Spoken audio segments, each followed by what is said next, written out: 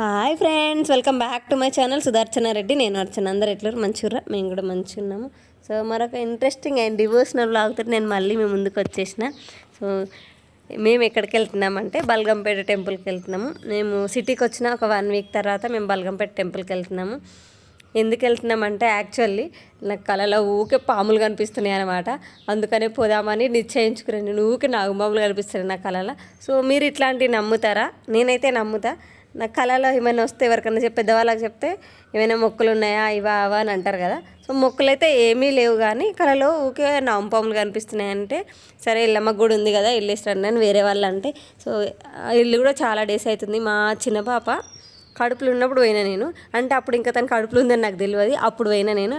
సంవత్సరం కంటే ఎక్కువనే అయిపోతుంది. ఇంకా అప్పుడు తన కడుపులు ఉందని నాకు తెలియదు. అక్కడ ఆ టెంపుల్ వేసి వచ్చిన తర్వాతనే నాకు తెలిసింది నేను కన్సీవ్ అయినా అనే సంగతి.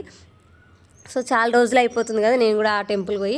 అండ్ అమ్మ కూడా ఉంది. అమ్మ కూడా ఇంతవరకు బల్గంపేట గుడి చూడలేదు. సో అమ్మ కూడా చూస్తుంది అన్నట్టుగా తమ్ముడు రమ్మంటే తమ్ముడు వచ్చేసిండు. యాక్చువల్ ఆటో బుక్ చేద్దాం అనుకున్నాం, కానీ బుక్ చేసుకొని వేద్దాం అనుకున్నాం ఏదైనా క్యాబ్ లాంటిది. అసలు అంత పొద్దున ఏం బుక్ అవ్వట్లేదు, ఎందుకంటే పొద్దున పూట ఫుల్ ఆఫీస్ టైంలు ఉంటాయి కాబట్టి అప్పుడు ఏం బుక్ కావు. సో బుక్ అవుతుంది, క్యాన్సిల్ అవుతుంది అన్నట్టుగా ఇక మా బండి మీద మేము తమ్ముడు రమ్మంటే తమ్ముడు వచ్చి అమ్మ తమ్ముని బండి మీద గుడికి వెళ్ళిపోయినాం అన్నట్టు. ఆ రోజు మంగళవారం అవ్వడం వల్ల ఫుల్ రష్ ఉంది గుడి దగ్గర. బల్గంపేట గుళ్ళు ఏంటంటే మంగళవారం ఆదివారం ఫుల్ రష్ ఉంటుంది. ఇంకా మంగళవారం అన్నా కొంచెం దర్శనం అన్నా ఫ్రీగా అవుతుంది, కానీ ఆదివారం అయితే అసలు సందు ఉండరు. ఫుల్ అంటే మంచిగా ఏమంటారు యాటల్ని ఇట్లా తీసుకొని వచ్చి కోసుకొని ఆడనే దావత్ చేసుకుంటే ఫుల్ రష్ ఉంటుంది ఆ రోజు అయితే. ఈరోజు కొంచెం పర్వాలేదు, కానీ మామూలు డేస్ కంటే ఎక్కువనే ఉంది రష్. సో మేమైతే పోయి లైన్లో నిల్చున్నాము. మీరు కనుక మన ఛానల్ చూడము ఇదే ఫస్ట్ టైం అయితే ప్లీజ్ లైక్ చేయండి, షేర్ చేయండి, సబ్స్క్రైబ్ చేయడం మాత్రం అస్సలు మర్చిపోకండి. మీరు లైక్ చేయడం వల్ల నా వీడియో ఇంకా ఏమంటారు రికమెండేషన్లోకి వెళ్తుంది. నాకు కొంచెం బూస్టప్ లాగా ఉంటాయి మీరు సబ్స్క్రైబ్ చేసుకుంటే. ఓకే ఇంతమంది సబ్స్క్రైబర్స్ ఉన్నారు, నేను ఇంతమందికి ఆన్సరింగ్గా ఉండాలి, లైక్ రోజు వీడియోలు పెడతా ఉండాలి, ఆ వీడియోస్ కోసం ఇంతమంది ఎదురు చూస్తారు అన్నట్టుగా నాకు కూడా బూస్టప్ లాగా ఉంటుంది కదా, కొంచెం ఎంకరేజ్మెంట్ లాగా ఉంటుంది. మీరు సబ్స్క్రైబ్ చేసుకోవడం అయితే అస్సలు మర్చిపోకండి. అండ్ బెల్ ఐకాన్ కూడా ఆల్లో పెట్టండి. అప్పుడు నేను ఇలా వీడియో పెట్టగానే మీ వరకు నోటిఫికేషన్ వస్తుంది. ఏ వీడియో కూడా మిస్ కాకుండా చూడొచ్చు. అండ్ నన్ను ఇన్స్టాగ్రామ్లో ఫాలో అవ్వడం మాత్రం అస్సలు మర్చిపోకండి. And coming back to the vlog. So లైన్లో వెళ్తున్నామని చెప్పిన కదా, నేను మా పెళ్ళైన కొత్తలో అంటే మేము సిటీకి షిఫ్ట్ అయిన కొత్తలో మా ఆయన బల్గంపేట టెంపుల్ తీసుకెళ్ళండి. అప్పుడు నాకైతే జీరో నాలెడ్జ్ ఈ టెంపుల్ గురించి. పోయినాము, దర్శనం చేసుకున్నాం, ఇంటికి వచ్చేసినాం. ఇట్లా మేము ఆ గుడి పోయినామని నేను వేరే వరకు చెప్తే, మా పాత ఓనర్ ఆంటీకి చెప్తే అవన్నది దేవతని ఏడ చూసినావు, కిందున్న దేవతను చూసినావా ఎదురుగున్న దేవతను చూసినావా అని నాకు క్వశ్చన్ ఇచ్చింది. అదేంది కిందేడు ఉంది దేవత, నేను ఎదురుగున్నదే చూసినా అంటే కిందేడు ఉంటుంది ఇంకా అని అన్న. అదేంది మీరు మెట్లు దిగి కిందికి పోలేదా అంటే పోయినాం మెట్లు దిగి కిందికి. అంటే ఆ మెట్లు దిగి పోయింది అండి, ఏంటిది అనుకుంటున్నావు, అది బాయ్ అంటారు, అది బాయిలు ఉంది, అమ్మవారు బాయిలు ఉంటుంది ఆడ అని అంటే అవునా అని అప్పుడు నాకు స్ట్రైక్ అయింది. ఓకే మేము మెట్లు దిగి పోయినాం అనేది గుర్తుంది నాకు, కానీ అది బాయ్ అనేది అసలు కొంచెం కూడా నాకు అసలు ఇంత కూడా దాని మీద అవగాహన లేదు. ఓకే అది బాయా, ఓకే ఆమె చెప్పిన తర్వాత నేను దాన్ని గూగుల్లో చూసినా అనమాట. అసలు ఏంది స్టోరీ, బాయిలు ఎందుకు ఉంది అమ్మవారు, అదంతా స్టోరీ నేను గూగుల్లో చూసిన. అప్పుడు నాకు అర్థమైంది, ఓకే ఎదురుగా ఉన్నాయి అమ్మవారు, కింద కూడా ఉంటుంది అమ్మవారి అనే సంగతి నాకు అప్పుడు అర్థమైంది.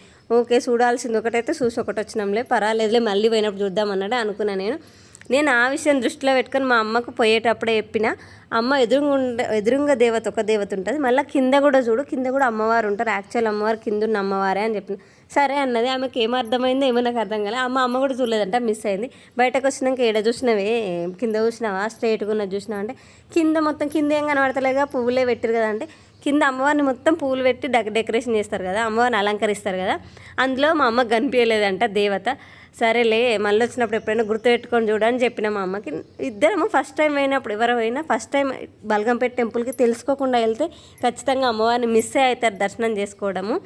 సో తెలుసుకొని పోతే, అందుకని నేను మ్యాక్సిమం ఏదైనా టెంపుల్కి వెళ్తే అప్పుడు నాకు ఆ ఎక్స్పీరియన్స్ అయినప్పటి నుంచి ఏదైనా టెంపుల్ కానీ ఏదైనా కొత్త ప్లేస్కి వెళ్తే దాని గురించి ముందే తెలుసుకొని పోతాయి. ఎందుకంటే ఏం చూడాలి, ఏమేమి కవర్ చేయాలనే సంగతి తెలుస్తుంది కదా మనకు. ఎంటీ మైండ్ తోటి పోతే అయితే ఏం తెలియదు. సో ఈ గుడి ఒక ఏమంటే నేను తెలుసుకుంది ఏంటంటే, ఒక రైతు బావి తోడదామనేసి తన పొలంలో బావి తోడుతుంటే ఆయనకు చిన్నగా రౌతులాగా అమ్మవారి విగ్రహంలాగా ఒకటి టచ్ అయిందంట కింద. అదేంటిదని ఆయన మొత్తం చేయిలతో తోడి చూస్తే అమ్మవారి విగ్రహంలాగా అనిపించిందంట. ఊర్లోకి పోయి అయితే దాన్ని తీయడానికి ప్రయత్నిస్తే అతనికి రాలేదంట. మళ్ళీ ఊర్లోకి వెళ్ళి జనాలను పిలుచుకొని వచ్చి అందరూ కలిసి అందులో నుంచి విగ్రహం తీద్దామని ప్రయత్నించారట. ఇంతకు విగ్రహం రాలేదంట. తర్వాత శిగాలు ఊగేటోళ్ళు ఉంటారు కదా, వాళ్ళందరూ వచ్చేసి వాళ్ళందరూ ఊగి వాళ్ళు చెప్పింది ఏంటంటే, నేను ఇక్కడనే ఉంటాను, నేను ఇక్కడ నుంచి కదలా, నాకు ఇక్కడనే పూజలు చేయరని అమ్మవారు వాళ్ళకి ఆవహించి చెప్పిరంట. సో అప్పటి నుంచి అమ్మవారికి అదే బావిలో నుంచి అక్కడనే పూజలు చేయడం స్టార్ట్ చేసిరంట. ఇప్పుడు బల్గంపేట అని రాను బల్గంపేటగా మారిందంట. ఫస్ట్ అయితే బెహలుకా ఖాన్ అనే ఆ పేరుతో ఉండేనంట ఆ గ్రామము. ఇప్పుడు సిటీ విస్తీర్ణంలో అది కూడా పెద్దగా అయిపోయి సిటీలో కలిసిపోయింది. అప్పుడు ఒక చిన్న గ్రామంగా ఉండేనంట. పూజలు చేస్తున్నాక అమ్మవారి మహిమలు చుట్టుపక్కల అంతా వాకి ఏమంటారు అమ్మవారికి ప్రచారం ఎక్కువ వచ్చి అమ్మవారి మహిమలు అందరూ తెలుసుకొని 1919లో ఈ గుడి నిర్మాణం అయితే జరిగిందంట అప్పుడు. సో అమ్మవారు అయితే చాలా ఫేమస్ అండ్ కోరికలు తీరుస్తుంది అంటారు అమ్మవారు. ఏ కోరికలు కోరుకున్నా కూడా అమ్మవారు తీరుస్తుంది అనేసి. అండ్ ఇక్కడ అమ్మవారికి వడిబియ్యం పోస్తాము అండ్ బోనాలు చేస్తామని ఎక్కువ మొక్కుంటారు, యాటను కోస్తాము అనేసి. ఇట్లా వాళ్ళ మొక్కులను బట్టి వాళ్ళ కోరికను బట్టి అయితే నాన్ వెజ్ కూడా నడుస్తుంది ఈ గుళ్ళ, వెజ్ ఏం కాదు. సో ఎల్లమ్మ అంటే నాన్ వెజ్ కూడా నడుస్తుంది కదా. సో యాటలు బలిస్తారు, అంటే యాట అంటే మేకలు కానీ ఇంకా ఏమైనా వాళ్ళు ఏం మొక్కుంటారో అవి. అండ్ అమ్మవారి బండారి నేనైతే నమ్ముతా, ఎందుకంటే బండారి పెట్టుకుంటే ఏదైనా చెడు దృష్టి ఉన్నా కూడా, పిల్లలు ఏడ్చినా కూడా అంత ఏమంటారు ఏదైనా నెగిటివ్ ఎనర్జీ ఉన్నా కూడా పోతుంది అనేసి మా చిన్న పాపకు కూడా నేను పెడుతున్నా. అండ్ బొత్తకు కూడా రాసిన, ఎందుకంటే అప్పుడు కడుపులో గ్యాస్ లాంటిది ఏమైనా ఉన్నా కూడా పోతుంది. చిన్న సెంటిమెంట్ లాగా అనుకోవచ్చు. ఏదైనా విభూది ఇచ్చినా ఏది ఇచ్చినా కూడా చిన్నపిల్లలకు బొత్తకు రాస్తే ఏంటంటే వాళ్ళు ఏడవకుండా తిన్నది కూడా మంచిగా అరుగుతుంది అన్నట్టుగా బొత్తకు కూడా రాస్తారు. ఇక్కడ అమ్మవారికి బియ్యం పోస్తారని చెప్పిన కదా. సో లోపల గర్భగుడిలో ఉన్న అమ్మవారికి పోస్తే వచ్చిన భక్తులకు డిస్టర్బెన్స్గా అవుతుంది అనేసి ఇక్కడ బయట బియ్యం వేయడానికి సపరేట్గా కౌంటర్ లాగా ఏర్పాటు చేసిరు. ఇక్కడ బియ్యాలు పోస్తారు అన్నట్టు అమ్మవారికి. ఇక్కడ అమ్మవారి విగ్రహాలు పెట్టిరు బయట. సో ఆ పోసిన వడి బియ్యం ఉంటాయి కదా అందులో సామాను. సో మనం ఒక్కరు కోసిన వడి బియ్యంలో సామాన్ ఏరాలంటేనే మస్తు టైం పడుతుంది. అసలు వందల మంది పోస్తారు కదా అమ్మవారికి వడి బియ్యము, అందులో సామాన్ ఏరాలంటే ఇంకెంత టైం పడుతుంది. అందుకే ఇట్లాంటిది ఒక జాలి లాంటిది ఏర్పాటు చేసారు. ఇట్లా వడి బియ్యం పోసినవి అన్నీ అందులో పోస్తున్నట్టు ఈ జాలి లాంటి దాంట్లో డైరెక్ట్ అందులో నుంచి బియ్యం అంతా కిందికి వడి బియ్యం సామాన్ అంతా మీద ఉంటుంది. దానికి ఏరి సపరేట్గా సంచులలో కట్టి పెడుతురు అన్నట్టు.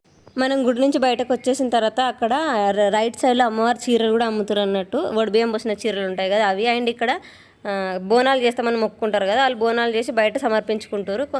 ఇక్కడ వినాయకుని గుడి కూడా ఉంది. అండ్ దీపాలు పెట్టాలని మొక్కుంటారు కదా అమ్మవారికి, లైక్ 108 దీపాలు పెడతామని, లేకపోతే పిండితోటి ఒత్తులు చేసి దీపాలు పెడతామని, నిమ్మకాయలు దీపాలు పెడతామని అట్లా మొక్కుంటారు కదా. అవన్నీ ఇటు సైడ్ లెఫ్ట్ సైడ్ జరుగుతుంది అన్నట్టు. గుడి నుంచి బయటకు వచ్చిన తర్వాత లెఫ్ట్ సైడ్ అక్కడనే కొబ్బరికాయలు కొట్టేది.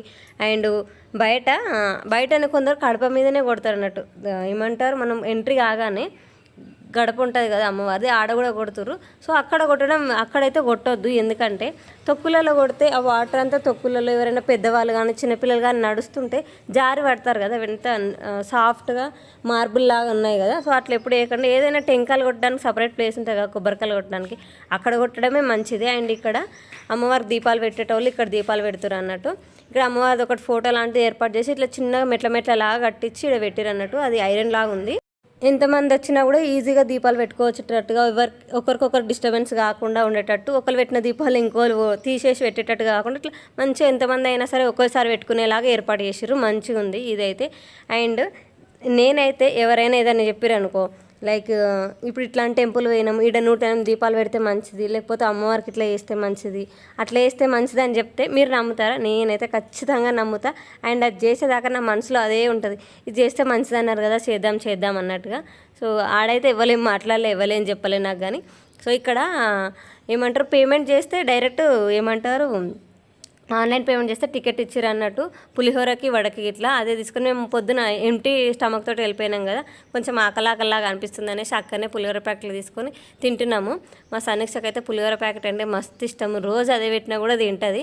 అండ్ ఇక్కడ మా అమ్మకు చూపిస్తున్న పిలుచుకొచ్చి ఇట్రా ఒకసారి లోపల అమ్మవారిని చూడలేదు అన్న కూడా ఫోటోలలో ఉన్నాయి చూడు, అమ్మవారు ఎట్లుంటుందో నీకు ఒక ఐడియా వస్తుంది. మళ్ళీ వచ్చినప్పుడు చూడడానికి కూడా నీకు ఓకే ఇట్లుంటుంది ఈడుంటుంది అమ్మవారు అని ఐడియా వస్తుందని మా అమ్మని తీసుకొచ్చి ఆ ఫోటోలు చూపిస్తున్నాను అన్నట్టు. ఆ ఫోటో వస్తే కొంచెం వాళ్ళకి ఐడియా వస్తుంది కదా. ఇక్కడ బయట అమ్మవారి ఫోటోలు లోపల ఎట్లుంటుందో సేమ్ యాజ్డ్గా అట్లాంటి ఫోటోలు అవన్నీ అమ్ముతారు అన్నట్టు. లైక్ ఓడి బియ్యం సామాన్ కూడా అమ్ముతారు, మనం డైరెక్ట్ బియ్యం తీసుకొని అక్కడనే ఆ సామాన్ కూడా కొనుక్కోవచ్చు. సో ప్రశాంతంగా దర్శనం అయితే కంప్లీట్ అయిపోయింది. సో బయటకు వచ్చేసినాము. ఇక్కడ మా పిల్లలతోటి నేను పోయేటప్పుడే ఏమంటారు గుప్పటి చిల్లర తీసుకెళ్ళాను. అంటే ఎందుకంటే గుడికి పోతే ఆడు ఉంటారు కదా అడుక్కుంటోళ్ళు, వాళ్ళకి ఇద్దామన్నట్టుగా తీసుకుపోయినా నేను. ఇక్కడ మా పిల్లలు అదే చేస్తారు. చిన్న పాపతోటి ఇప్పిస్తున్నాం మేము, మా చిన్నతోటి. మా సనీష ఇప్పుడైతే డబ్బులు ఇరా, ఎవరైనా వస్తే డబ్బులు ఇరా అంటే ఇస్తుంది అడుక్కుంటోళ్ళకి. కానీ ఇంతకుముందు చిన్నగా ఉన్నప్పుడు అస్సలు ఇవ్వకపోతుంది. ఎవరికన్నా డబ్బులు ఇవి బేట అంటే ఏడుస్తూనే ఉండే, నేను ఇవి నేను ఎందుకు ఇస్తా అని ఏడుస్తుండే. ఇప్పుడు మాత్రం వాళ్ళు తీసుకొని వాళ్ళు బ్లెస్ చేస్తారు కదా పిల్లల్ని, లేకపోతే ఏదో ఒకటి ముద్దు చేయడం చేస్తారు కదా మనం డబ్బులు పిల్లలు ఆడుకుంటూ వాళ్ళకి ఇస్తే. సో అది తను ఫీల్ అవుతుంది అనమాట. వాళ్ళు బ్లెస్ చేస్తారనే సంగతి తనకు అర్థమవుతుంది డబ్బులు ఇస్తే. అందుకనే తను కూడా ఇచ్చుకుంటూ పోతుంది.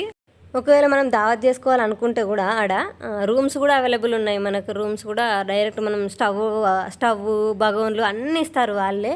మనం ఏం తీసుకోని అవసరం లేదు. ఉట్టిగా పోతుంది, వాళ్ళ డబ్బులు ఉంటాయి సరిపోతుంది. రూమ్స్ అన్నీ అవైలబుల్ ఉన్నాయి ఆడ. ప్రతి ఒక్కటి A to Z అన్నీ అక్కడనే ఉంటాయి. మనం ఏం తీసుకోవాల్సిన అవసరం ఉండదు. మాకైతే ఏం మొక్కులు లేవు, జస్ట్ అమ్మవారి దర్శనం చేసుకోవాలన్నట్టుగా పోయేసి వచ్చినాము. So that's it for the vlog. మళ్ళీ వీడియోలో మళ్ళీ కలుసుకుందాము. అప్పటిదాకా చూస్తూనే ఉండరు. సుదర్శన రెడ్డి, నేను అర్చన. బాయ్.